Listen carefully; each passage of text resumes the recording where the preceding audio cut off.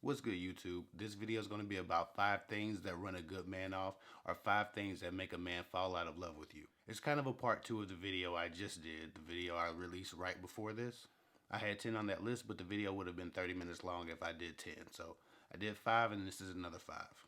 Again, if you haven't already, click the link below to attend my live event on January 15th. The tickets are $10. It's not free. I already explained why, but click the link below if you're interested. So jumping right into this. The first major turnoff on this list, the first way to run off a good guy is expecting you from him. Meaning, you want him to guess your wants and guess your needs because you have trouble communicating them. Or you're conflict avoidant and don't want to bring certain stuff up. So instead, you hope that you've telegraphed your needs through the hints you've dropped. Newsflash, if you haven't already figured it out, guys don't do very well with hints. To expect what you would do from other people is always a recipe for disaster. People rarely have the same needs or thought inclinations. They rarely have the same priorities. A person may act on what their needs are or treat you in accordance to how they would want to be treated, but that might not be how you would like to be treated. In fact, the quote, treat others how you would like to be treated, is pretty inaccurate as it pertains to really managing healthy relationships. You have to figure out how a person wants to be treated and treat them that way. With that said, if you haven't expressed how you want to be treated, if you haven't expressed to a man how you want to receive love and how you feel most safe in a relationship, what makes you feel most secure, he may not know. Even a man who intends to fully love you and give you everything you need can't give you what he's not aware of. And to have him guess, to get attitudes and cause fights because you're not getting these things that you're not expressing is just unfair. A lot of guys hate the guessing game. We despise it. If we get with a woman who doesn't know how to communicate her needs but then holds us responsible for the shit that we don't know about her, it gets very exhausting very soon and we generally look to move on. Especially if we haven't fallen in love yet or things haven't gotten that deep. The best gift you can give a budding relationship is open dialogue and communication, and clear expectations and boundaries. When things are clear, when people don't have to guess, when they know what's expected of them, they feel safer and they feel more comfortable. When they don't know what the rules are, they're bound to break them. When they don't know what the boundaries are, they're bound to overstep them and mishandle you. So please stop expecting you from other people. Learn about how people process things, how people naturally respond to things, and share that about you as well. That way you don't mishandle each other trying to guess what each other needs. Moving on. This one is actually more common than people think. Lack of affection. An easy way to make a guy move along or to fall out of love or like or to choose another woman is lack of affection. Honestly, a lot of women think sex is affection, and that's just not the case. Yes, you can have great sex, but that doesn't mean that he sees that as affection. Again, just like you should, he should be communicating his needs for affection outside of sex. Just like a lot of women complain about their guy only wanting to kiss before sex or during sex.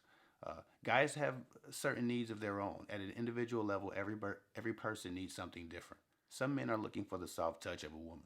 Some men want to feel cared for. They like to be caressed. They like to hold and cuddle. Like a lot of guys have, similar affection needs as some women. But some women who are very guarded, who are untrusting, who've had a tumultuous relationship in the past or who've had traumatic relationship history, learn to protect themselves from the need of affection because they've dealt with men who don't value them and don't really want that affection from them because they're not really looking to connect or get serious. A lot of women who deal with a lot of players start to withhold their affection when they get a good man because they haven't been able to see the differences between him and those guys they dealt with that didn't want that level of intimacy or expectation.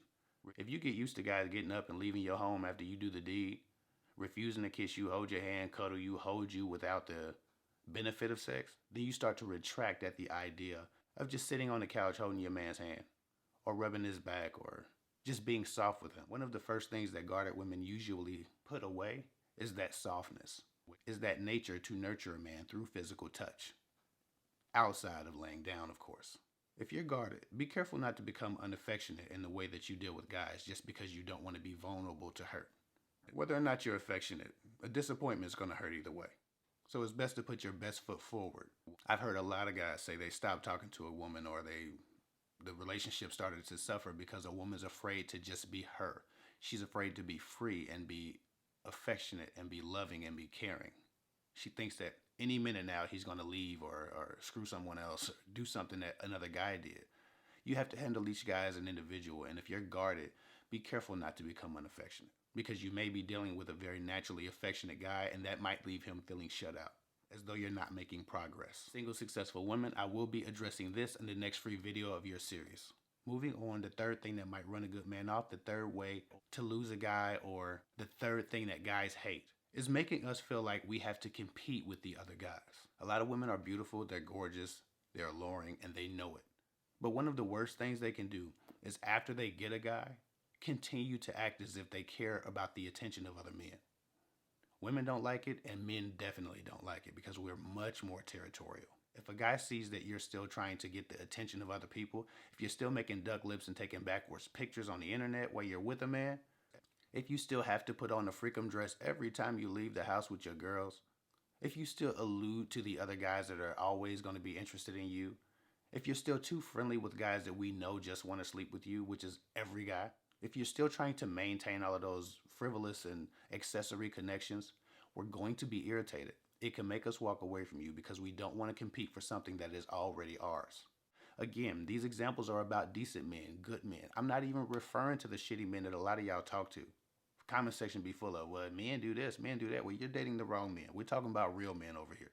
So real men don't want to deal with that shit. The greatest thing that you can do is pretend that you haven't even seen another man. Like you haven't even met a human being with balls since you're man.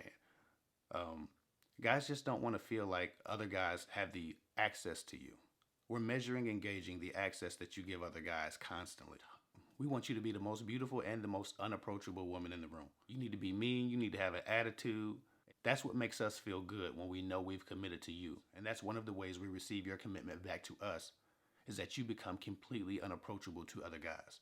And if they do approach you, you're not friendly, you're not nice, you're not inviting, you're a little bit abrasive. We want you to intimidate other men.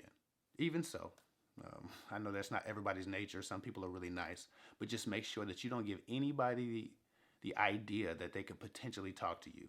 If you got a guy and you're hugging other guys, that's going to be problematic. If you're smiling at other guys and trying to be sweet to everybody, adjust the way you deal with men, at least in the presence of your man. Make sure he doesn't feel like other guys have access to you, that other guys can't charm you, that other guys can't make you smile. I know you shouldn't have to change who you are, but damn it, if you're in a relationship, there are some adjustments you have to make, especially if you're pursuing a relationship and haven't even gotten to that point yet. I used to date this girl who always would tell me about the other guys that liked her. I felt like it was strategic, so I put her down. Who has time for that? The propensity for violence is high when guys are actually competing. It's not just an ego threat. It can be a physical threat when your woman doesn't know how to handle herself with other guys. And that is just way too exhausting for most mild-mannered men. Moving on. The fourth thing that guys hate, that just turns them off completely, is when a woman is too easily angered or upset, when she's too emotionally unstable. Emotional maturity counts for a lot. People don't talk about it enough, people don't address it enough, and people don't take responsibility for their emotional disposition enough. So many times I talk to a woman who's had terrible relationship experiences. She's always the victim in the relationship, and she's always getting taken advantage of. And while some of those things may be true, and just speaking to her, I can realize that she's very emotionally immature. The thing that is running these men off aren't they got the sex and they're just dipping out, or they just looked for a prettier woman. The thing that's running them off is that she's unstable and she's looking to get her stability from them. And they don't know how to give her stability because, again, she hasn't communicated her needs properly. So they often mishandle her on accident, not knowing how to really deal with her. And in that process, they run into a bunch of emotional, enraged, or fragile moments that they don't know how to make sense of because they're not in an emotional space. If a guy can't relate to your emotional disposition, if he doesn't at least understand what's causing you to feel high or low, he may walk away. So again, if you struggle with your moods or your emotions or your responses to the outside world, please communicate those things to a man so he doesn't mishandle you, and so that also he understands where you're coming from if he witnesses a moment that looks unstable. You at least have to communicate with your partner that, hey, this is a thing that I'm working on. I'm aware of it and I'm focused on evolving. And then he needs to see that you're working on it, that you're aware of it, that you're focused on evolving. The worst thing in the world to do is date someone who has a glaring issue but refuses to address it and refuses to try to deal with it. Who just says, oh, this is how I am. Take it or leave it. Most men will leave it. If you're easily angered, if you're irrational, if you're always upset, if you're always flying off the handle, or if you like to make a scene because you don't get your way, you will run a good man off. So some people aren't walking away from you because they got what they wanted. Some people are walking away from you because they've learned new things about you and they have to consider those things as well. And once they consider those things, they realize that you're not compatible. So there goes the change of heart. And also always be on your journey and always be on your path to help yourself get away from that level of instability. If we see the work and we see the effort, we can work with it. Moving on, the fifth and final thing on this list that will turn a guy off, that can run him off, that's unattractive, is a victim mentality. Some people, no matter what happens, are the victim of the story. Sometimes guys realize that eventually they'll be a part of one of your stories. They don't want to feel like at some point when you're telling people about them, there's some arch nemesis or villain. Again, speaking to emotional maturity, we understand how people process things can be different from us, but we still need to be able to relate to that processing. If your emotional immaturity leads to you always being the victim of every story or every scenario, if your volatile responses is in direct correlation with how you view the world attacking you all the time, if you haven't realized yet that life happens through you and not just to you, even a guy who doesn't understand that concept will feel off-put. The fantasy, the dream, the saying is happily ever after, right? But people with the victim mentality are really happy. They're really positive for very long at all. Optimism is attractive. Pessimism, victimhood, volatility, those things aren't the fantasy. No guy wishes or thinks about or dreams about being the villain in some broken woman's story to another person as she cries on their shoulder. Some guys, when they realize that no matter what they try, you're going to victimize yourself, are just going to move on. Men value and respect resilience because it's something that we're taught that we have to have very early. Even though we don't expect women to be like men, we hope that a woman can at least be tough enough to deal with the day-to-day inconveniences or disagreements that we might have. Everything isn't me against you. And sometimes a lot of women don't realize that. To disagree with her is to victimize her. To make a mistake is to victimize her. To not know or be ignorant or unaware of her needs is to victimize her. When we hear you talk about other people in your other relationships, if there appears to be a lack of awareness about the part that you played, we will definitely take a step back. Too often I'm talking to a woman who's telling me about this terrible guy and all of these things he did. And at the end of the call, after 1 hour speaking to her, the only thing that's apparent for me is that she is a career victim. She is a lifelong victim. She has a victim mentality, and no matter what that guy would have done, she would have told the story in the same tone, in the same way. Ladies, please display awareness about your conduct and your actions and how they've contributed to your situation or your experience. Guys need to hear that you're self-aware and that you're balanced enough to see that everything isn't going to be his fault, because that's scary. To flash forward, it feels like a prophecy for a tumultuous relationship. So just try to be balanced and take responsibility for whatever you've contributed to in your experience. To show that ability makes you more attractive. Anyway, that's all I got for now. Follow me at Hick24 on Instagram. If you haven't already, click the link below to buy your $10 ticket to the January 15th live event. Follow me at Hick24 on Instagram. Again, I'll get with y'all later.